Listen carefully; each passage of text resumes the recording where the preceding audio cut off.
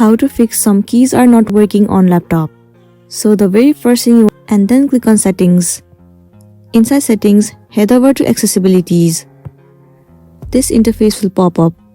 Move into keyboard. Inside keyboard, you will find the option of on-screen keyboard. What you want to do is enable this option. This keyboard will appear in your screen. And inside settings, you need to type in run. In this section, you need to type reset and then click on OK. Tap on yes. Head over to system and then move into policies. Over here, search for i8042 part.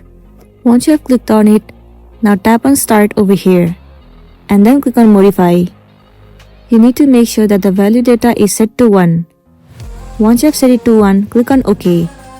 Now at the very end, what you want to do is simply restart your device and the problem that you have been facing on your keyboard will be fixed and then you'll be good to go. So that's it, and this is simply how you can fix some of the keyboards not working on laptop. I really hope this video is going to be helpful for you. If it does, please make sure to like and subscribe to our channel. And thank you for watching it till the end.